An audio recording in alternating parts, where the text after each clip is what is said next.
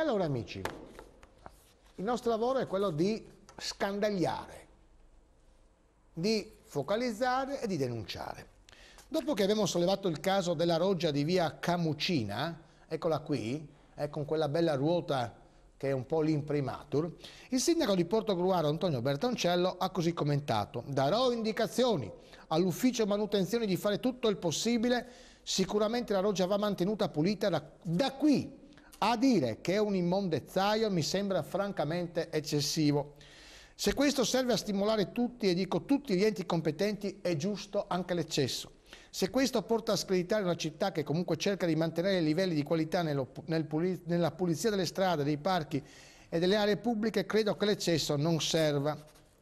Caro Sindaco, prendiamo atto di quello che ha dichiarato appunto il primo cittadino.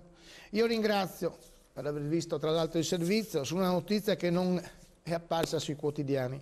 Noi, caro Sindaco, non screditiamo nessuno, ci mancherebbe. Osserviamo, siamo volpi, volpine più o meno insomma magre, valutiamo, riprendiamo una racchetta da tennis e ne parliamo. Una ruota, noi screditiamo, guardi le immagini, screditiamo che lei dovrebbe avere le persone che circolano e osservano e non ci danno a noi la possibilità di fare questo. Lei dovrebbe prendersela con i suoi sottoposti, non con chi fa informazione, non con chi dimostra che noi ha pure lei come tanti di noi, amici o cittadini maleducati.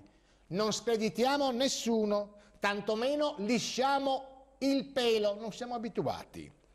Gli eccessi non sono da iscrivere né alle nostre immagini né ai commenti, tra l'altro pacati, del collega David Zanirato, che si è recato sul posto su mia indicazione. Gli eccessi sono quelli di chi getta i copertoni e le reti nella roggia e di chi invece di gettare la carta nei cestini la getta sul verde. Sono coloro, caro il mio sindaco, che screditano, non noi che raccontiamo i fatti, li denunciamo e diamo a lei la possibilità di mandare i suoi uomini a raccattare quanto alcuni suoi cittadini lanciano in mezzo alle acque.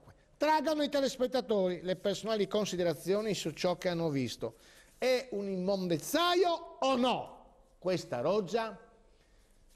Il vincitore avrà una bambolina a regalo e non dico chi andrà a raffigurare questa bambolina, certamente non il sottoscritto.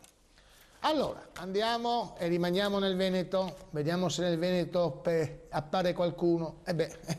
Quando parliamo di ambiente, chi arriva? Il FAI. Eccolo là, Michele Lipani, i 2 minuti partono da ora. Prego. Michele Lipani, non le chiedo un commento su queste immagini perché a microfoni spenti ho visto l'espressione del suo volto che già dice tutto, insomma. Comunque... Diciamo, se questi servizi servono a stimolare un recupero dell'ambiente è giusto che si facciano indipendentemente dalla città. Indubbiamente, vabbè, poi è stato il direttore chiaramente che ha replicato a quello che aveva detto il sindaco e ci mancherebbe, e non voglio tornare io personalmente su questa vicenda.